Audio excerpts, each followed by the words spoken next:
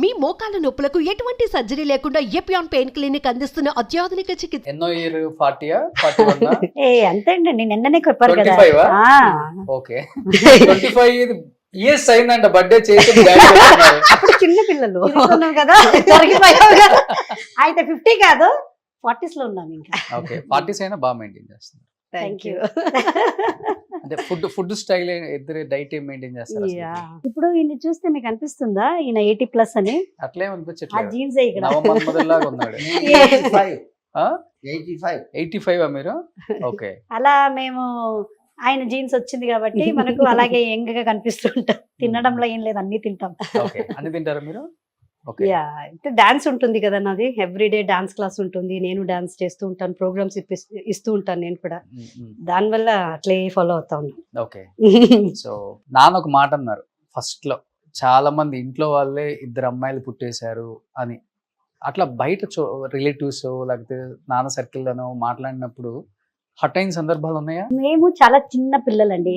మా పేరెంట్స్, మా మమ్మీ ఎదిగేది ఎప్పుడు అంటే భారం అవుతుంది అలా, పెళ్లి చేయాలి. అయ్యో ఇద్దరు పిల్లలు, మీరు మిడిల్ క్లాస్ ఫ్యామిలీ కదా, వీళ్ళకి పెళ్లిళ్ళు చేయాలి, చదివించాలి, ఇప్పుడే ఆల్రెడీ ఇద్దరు ఉన్నారు ఏంటి అనేది జనరల్ గా ఉండే ఫ్యామిలీ.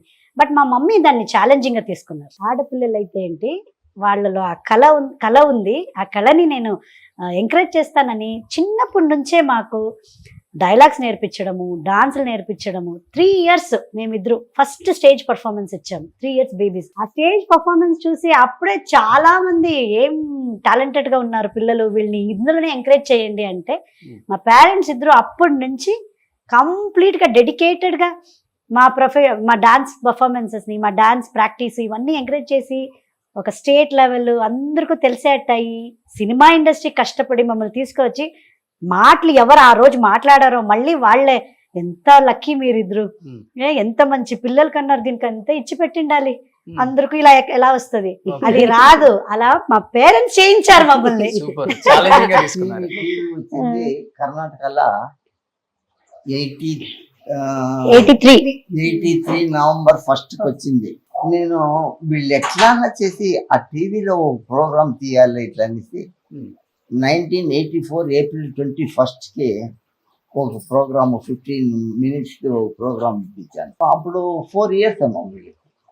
84 ఉంటే 78 6 years ప్రోగ్రామ్ 15 years ఇది 15 minutes ప్రోగ్రామ్ ఇచ్చారు వీళ్ళు. ఓకే. వీళ్ళ తల్లినే బ్యాక్గ్రౌండ్ పాట పాడింది. సో అలా అప్పటి నుంచి ఎంకరేజ్. అప్పుడంతా టీవీలో రావడం అంటే పెద్ద గొప్ప విషయం కదా, అది పేపర్లు అంతా రావడానికి ఏం ప్రయత్నాలు చేయాలో అన్ని చేసి మా ఫోటోలు పెట్టించి అన్ని మా నాన్న వీళ్ళిద్దరు హార్డ్ వర్క్ మా వెనకాల చాలా ఉందండి. అంటే ఏ ఆడపిల్లలకైనా కానీ, ఏ ఆడపిల్లకైనా ఫాదరే హీరో. వాడు మంచోడైనా చెడ్డోడైనా తిరుగుబోతైనా తాగుబోతైనా నానంటే నానే. ఎందుకంటే అమ్మని ఎవరినైనా పిలవచ్చు, మనం బయట వెళ్ళే వాళ్ళని. నాన్న అని ఎవరిని పిలవలేం కాబట్టి. ఇంకొకటి అమ్మాయిలకి ఇంకా ఎస్పెషల్లీ నానంటే చాలా ప్రాణం. సో నాన్న ఫస్ట్ నుంచి మీ గురించి చెప్తుంటే నాకే చాలా చాలా అన్ని గుర్తొస్తా ఉన్నాయి. నాన్న మీకోసం చేసిన సాక్రిఫైజెస్, నాన్న పడ్డ ఒక కష్టం తలుచుకుంటే ఇప్పటికి ఏడుపు వస్తుంది అంటే ఏమని చెప్తారు? ఈ రోజు నేను ఇక్కడ కూర్చొని మీరు మా ఇంటికి వచ్చి మాట్లాడుతున్నారంటే దానికన్నిటికీ ఈజ్ ద రీజన్. డే 1 నుంచి నేను ఇండస్ట్రీకి వచ్చినప్పటి నుంచి నేను ఆ ఇండస్ట్రీలో ఎదగాలి, మంచి పేరు తీసుకురావాలి. ఎక్కడ కూడా ఒక బాడీ గార్డ్ కేరింగ్. ఎలా అంటే ఈయన అక్కడ పని చేసుకోవాలి, ఫ్యాక్టరీకి వెళ్ళాలి, అక్కడి నుంచి వచ్చాక మా మమ్మీని పంపించేవారు. మా మమ్మీకి అవ్వదు అనేటప్పుడు మా నాన్న షూటింగ్కి వచ్చి నేను అలా నిలబడింటే షూటింగ్ స్పాట్లో పొద్దున్న నుంచి ఈవినింగ్ దాకా నటిస్తూ ఉంటే ఈయన కూర్చునేవారు కాదు. ఎందుకంటే నేను కూర్చుంటే నా కూతురు నిలబడింది, ఎందుకు నేను కూర్చోవాలా అని ఈయన కూడా నిలబడే ఉండేవారు. నేను పోయి కూర్చో డాడీ కూర్చో అంటే నువ్వు చెయ్యి. టైంకి జ్యూసులు పిండి ఇవ్వడము, ఆ టైంకి నాకు భోజనం ఇవ్వడము, నిలబడి ఉండేవారు. ఎక్కడికి వెళ్ళినా మమ్మల్ని అంత ప్రొటెక్టివ్గా మమ్మల్ని కాపాడుకొని వచ్చారు. ఎక్కడ కూడా ఇంత కూడా మాకు ఒక చెడ్డ పేరు ఇండస్ట్రీలో రాకూడదు, మమ్మల్ని ఎవరు ఇలా అని చూపించకూడదు అనేది వీళ్ళది. సో అలా ఒక ప్రొటెక్టివ్గా మమ్మల్ని కాపాడుకొని వచ్చారు. ఈ రోజు కూడా చాలా బ్లెస్డ్గా ఉన్నాం. కన్నడ ఇండస్ట్రీలో ఒక మంచి పేరు, ఎవరు ఒక చెడ్డ ఒక రూమర్స్ కానీ మా మీద ఒక చెడ్డ ఇది కూడా లేదు. అన్ని మ్యాగజైన్స్ లో ఒక ఎగ్జాంపుల్ గా మమ్మల్ని తీసుకొని ఒక ఆర్టికల్ రాసేవారు. ఆర్టిస్టులు అంటే ఎక్కా చెల్లెల్లాగా ఉండాలి అని. సో అదొక చాలా గొప్పగా ఫీల్ అవుతుంది. డబ్బులు ఈ రోజు ఉందో లేదో మనకి మేమేం సంపాదించలేదండి ఇండస్ట్రీ. అదేంటి బెంగళూరులో 200 కోట్లు ఆస్తులు ఉంటాయి అంటారు. అవునా, చాలా సినిమాలు చేశారు. మంచి రూమర్ అండి. ఇదైనా కొంచెం మీరు పబ్లిష్ చేసి మాకు దీని వల్ల కొంచెం 200 కోట్లు సోషల్ గారి వల్ల అది రాని పాజిటివ్ ఎనర్జీ ఎప్పుడు మేము అలా చెప్పుకుంటే వస్తుందంట. రాని రాని రాని. సో అలా ఒక్క డబ్బుల కోసం మేము ఎప్పుడు ఇండస్ట్రీకి రాలేదు. ఒక మంచి కళాకారులు. మీరే సంపాదించుకున్నారంట కదా? కట్నమే తీసుకోలేదండి మా వారు. ఏమి లేదు, ఇన్ కేసు వాళ్ళే అన్ని డబ్బులు పెట్టి మమ్మల్ని పెళ్లి చేసుకున్నారు. అవునా? ఇద్దరు హస్బెండ్స్. ఇద్దరికి ఓకే. కట్నం అనేది ఏమీ లేదు. కట్నం లేదు, ఇష్టపడి వాళ్ళే పెళ్లి వాళ్ళే పెళ్లి చేసుకున్నారు. మేము ఒక సింపుల్ గా పెళ్లి చేసి ఇచ్చాము. మిగిలిన ఖర్చులు రిసెప్షన్ అన్ని వాళ్ళే చేసుకున్నాం. ఓకే. మీరేం చెప్తారు ఫాదర్ గురించి? ఫాదర్ గురించి చెప్పాలంటే నిజంగానే చాలా చాలా హ్యాపీ అనిపిస్తుంది ఈ రోజు నాకు. ఎందుకంటే ఈమెకైతే ఇంటర్వ్యూ నడుస్తూనే ఉంటుంది, చెప్తానే ఉంటుంది. నేను USA లో ఉంటాను, నాకు దొరికిండే ఈ రోజే అవకాశం అనమాట. సో ఈ రోజు నేను డాన్స్ టీచర్ గా నాకు ఒక పెద్ద పేరు తెచ్చింది చార్లెట్ లో. నాకు మంచిగా ఈ రోజు ఒక డాన్స్ టీచర్ గా గుర్తుపెట్టడం కానీ, యాజ్ అ టీచర్ గా వాట్ ఎవర్ జాబ్ నేను అక్కడ చేస్తూ ఉండేదానికి రీజన్ మా నాన్నని. చిన్నప్పటి నుంచి 3 years నుంచి మేము డాన్స్ ప్రోగ్రామ్స్ ఇస్తున్నాము, డాన్స్ నేర్చుకుంటున్నాం అనమాట. సో అప్పుడు బ్యాక్ స్టేజ్ లో మనకు మేకప్ అని ఎవరు తెలుసా డాన్స్ కి? భరతనాట్య మేకప్ మాకు చేసేవాడు మా నాన్న. Hair cutting, costume designer, makeup, costume design, stitching teacher.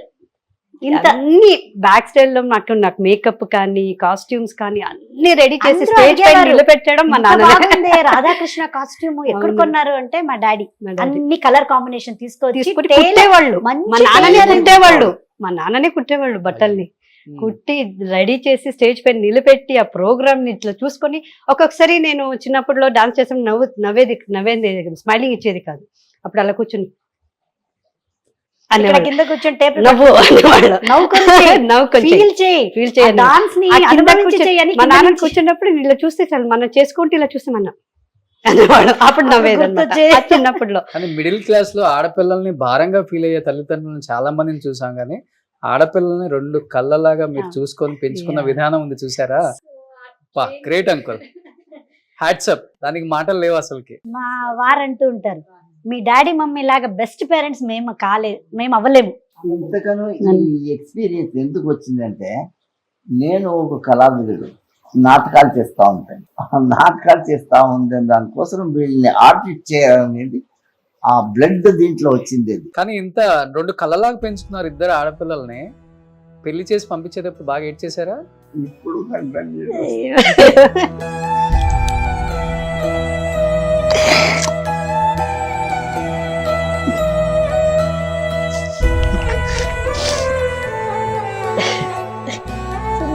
అది కూడా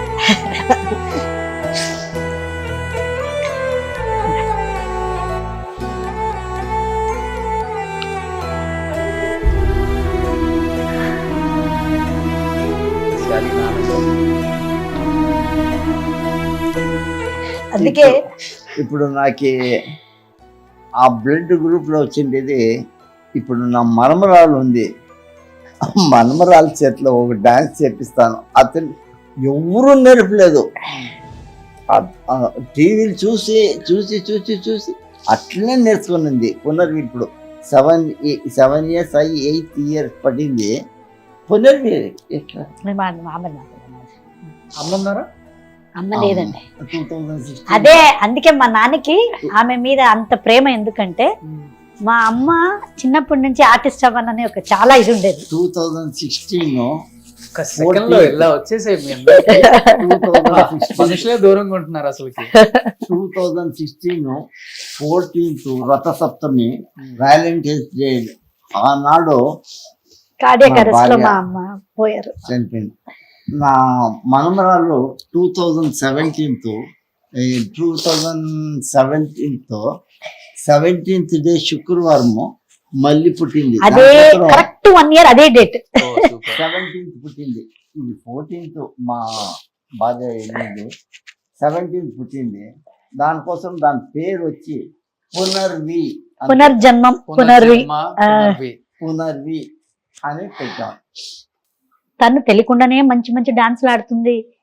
ఎంత బాగా, అది షాకింగ్ గా ఉంది మాకు చూస్తూ ఉంటే. ఇవన్నీ ఉందండి, అది ఎవరు నమ్ముతారో లేదో గానీ రీబర్త్ ఉంటుంది definitely. అవన్నీ ఉంది. కానీ అండ్ మా అమ్మ వచ్చి మా అన్నయ్య మీదే ప్రాణం పోయింది, ఇలా పడుకొని అన్ని చూసుకొని పోయింది. కరెక్ట్, మా అన్నయ్యకే పుట్టింది. ఓకే. కానీ మీ ఇంటర్వ్యూ చూసిన తర్వాత ఆడపిల్లలు అష్టదేవతలు ఇంట్లో ఉంటే చాలు, అలా తిరుగుతుంటే లక్ష్మీదేవి కలకలలాడుతూ ఉంటుంది. 100%. చాలా మంది పేరెంట్స్ మారతారు అసలుకి. ఈ అమ్మాయి కానీ నేను బెంగళూరులో ఉంటే ఒక్క రోజును తప్పదు. సరిగ్గా ఈ అమ్మాయి ఈవినింగ్ 7:30కి వీడియో కాల్ చేయాలి. ఈ అమ్మాయి షూటింగ్ లో ఉండి ఒక్కొక్క రోజు అట్లీస్ట్ ఫోన్ చేస్తా ఉండే, వీక్లీ ట్వైస్ ఆర్ థ్రైస్ చేస్తా ఉండే. ఇద్దరు ఎప్పుడు నా దగ్గరనే ఉండారు అని ఇట్లా, నాన్న ఏం చేస్తున్నావు. కానీ మీరు పెంచిన తీరు ఒకటైతే అంకుల్, పెంచి అంత అయిపోయి పెళ్లి చేసిన తర్వాత కూడా ఇన్ని ఇయర్స్ అయినా కానీ నాన్న పెంపకాన్ని ఎక్కడ కొంచెం కూడా మిస్ చేయకుండా అలానే వాళ్ళు పెరుగుతున్న తీరు చూసారా, ఇంకా అది గ్రేట్ అంకుల్ అసలు. అది ఒక పేరెంట్ గా ఆ రోజు ఎలా ఉన్నారో ఈ రోజు ఆశిస్తూ, ఇప్పుడు కూడా నాకు లేట్ అవుతే షూటింగ్ కి ఏం చేస్తున్నావు, ఎక్కడున్నావు, ఈ రోజు లేట్ నైట్ నా 12:30 1 అయిపోయింది నైట్ అంటే మేనేజర్కి ఫోన్ ఇవ్వ, నేను మాట్లాడతా, నీకు తెలీదా ఇంత లేట్ అయినా ఇంకా షూటింగ్ చేస్తున్నావు, నేను అడిగే మరి ఎవరు లేరా, మా ఆయనే అడగరు. ఇంకా అక్కడి నుంచి వస్తూ ఉంటది నాకు, ఇంకా ఇంటికి ఎంత లేదా చూడు, చాలా డిగ్నిఫైడ్ గా ఉండాలి, చాలా హే అని అందరితో మాట్లాడుకొని ఉండకూడదు. అలాగే ఇంకా అలాగే జనరేషన్ మారిపోయింది, ఆ కాలం లాగా లేదు ఇప్పుడు. అడ్వాంటేజ్ తీసుకునే వాళ్ళు ఎక్కువ ఉన్నారు నిజంగా చెప్పాలంటే అంటే అంటుంటారు. సో అదే అనేది పేరెంట్స్ ప్రొటెక్షన్ అనేది, అది పేరెంట్స్ తప్ప ఎవ్వరు పిల్లల్ని అలా ప్రొటెక్ట్ చేయలేరు, ఓన్లీ పేరెంట్స్. అవును. బట్ ఇప్పుడు కొత్త మదర్ వచ్చేసింది కదా ఇండస్ట్రీలోకి, హీరోస్ వాళ్ళ ఫీలింగ్ ఏంటి మీరు సెట్ లో ఉన్నప్పుడు? ఒక్కొక్క హీరో మాట్లాడతారు కాబట్టి మీతో, ఆల్మోస్ట్ ఇప్పుడున్న కొంతమంది చాలా మంది హీరోస్ తో చేశారు మీరు. అవును, శివకార్తికేయన్, రాజ్ తరుణ్ గారు, తర్వాత ఇప్పుడు సుమంత్ గారు అండ్ నిఖిల్ గారు, అవును, అండ్ ఇప్పుడు ధనరాజ్ గారితో చేస్తున్నాను.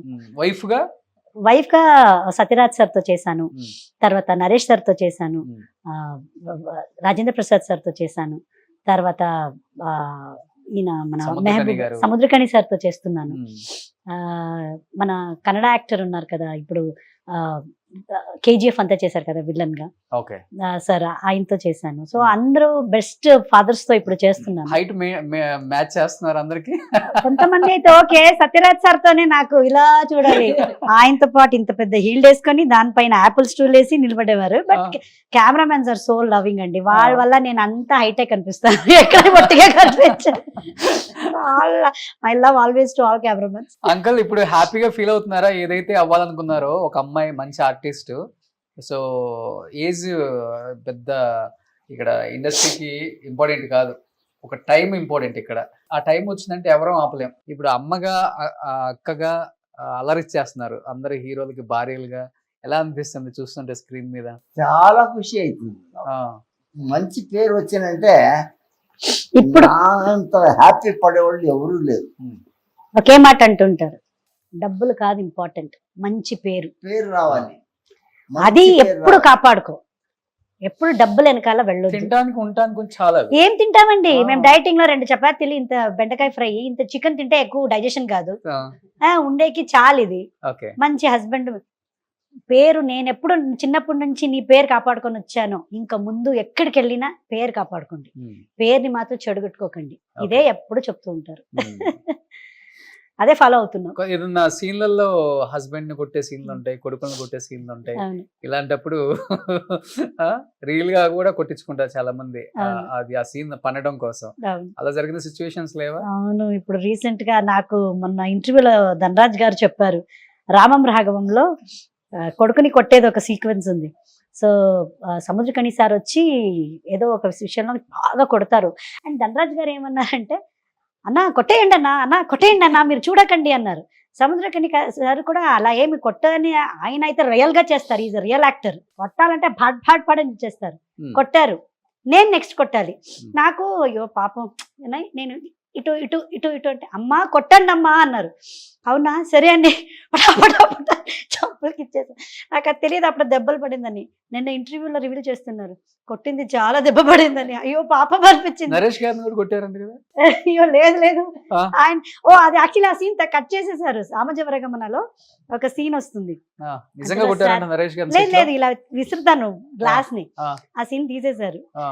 సో అప్పుడు దెబ్బలు పడలేదు, జస్ట్ క్రాస్ అయింది, బట్ కొట్టలేదు. పాప సార్ ఎంత మంచి ఆయన ఎందుకు నేను కొడతాను, సచ్ స్వీట్ ఆర్ట్ అంటే సీక్వెన్స్ అలా ఉండింది, బట్ ఆ సీన్ లేదు. బట్ ఎంజాయ్ చేస్తున్నారు కదా ఇప్పుడు బాగా?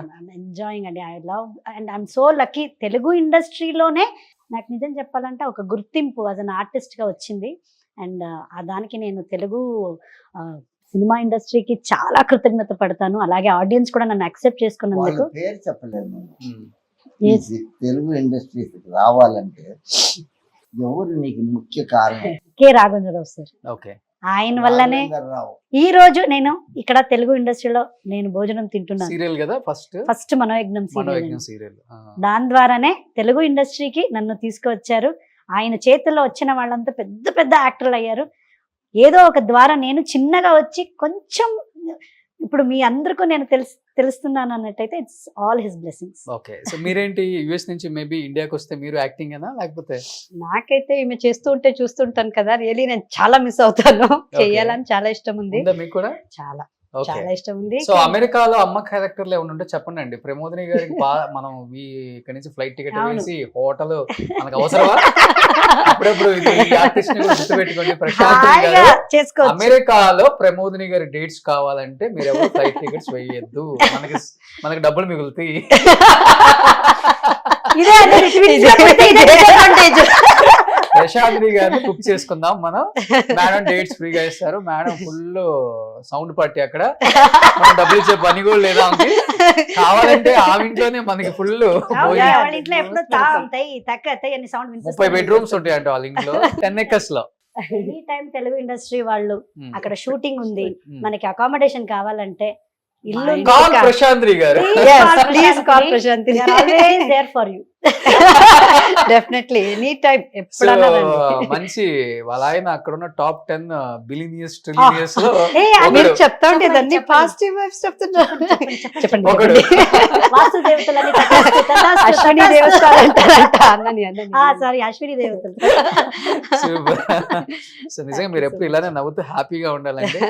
సో లాస్ట్ అండ్ ఫైనల్ గా ఏం చెప్తారు అంకుల్ మీ కూతుర్ల గురించి? ఇంకా మా కూతురు నుంచి చెప్పేదానికి వర్డ్సే లేదు. ఏం చెప్పాలి నేను చెప్పదు. హ్యాపీగా ఉంటారు, అదే ఆ హ్యాపీ నా కడుపు నిండా ఉంది. సూపర్. అంతే. పిల్లలు అలా ఉంటేనే తల్లిదండ్రులు అంత సంతోషంగా ఉంటారు. అవును. హ్యాపీగా. నాకేం డబ్బులు వద్దు, ఏమీ వద్దు, వాళ్ళు హ్యాపీగా ఉంటారంటే నా కడుపు నిండిపోతుంది. ఇదే అండి. ఇప్పుడు చెప్పాలంటే రామం రాఘవం సినిమా కూడా ఒక పేరెంట్స్ మీద ఆధారపడిన ఒక సినిమా. ఆ సినిమాలో చేసేటప్పుడంతా ఆ డాడీ క్యారెక్టర్ ని మా నాన్నలో చూసేదాన్ని. ఒక్కొక్క సీన్ లో కూడా నేను లిజన్ పెట్టుకుని ఏడవలే. ఆ సీక్వెన్స్ కి నేను ఏడ్చేశాను. ఆ టైం రిలీజ్ టైం కరెక్ట్ గా మా నాన్నను అదే టైంకి ఇంటికి వచ్చారు. సో ఈ ఒక మూమెంట్ ఏముంది మీరు క్యాప్చర్ చేసింది. రామం రాఘవం లాగా ఇది ఒక నాకు బెస్ట్ మూమెంట్. 21st release. ఆ సినిమా తర్వాత ఇంకా మంచి సినిమాలు ఆఫర్స్ రావాలని ప్రశాంత్ గారు ఇలానే అక్కా చెల్లెళ్ళు హ్యాపీగా సంతోషంగా ఆరోగ్యంగా ఉంటూ నాన్నకి మంచి పేరు ఇంకా తీసుకురావాలని మనస్ఫూర్తిగా కోరుకుంటూ, సో ఈ నాన్న ప్రేమతో షోలో నిజంగా చాలా హ్యాపీగా ఉంది మిమ్మల్ని ఇలా చూడటం.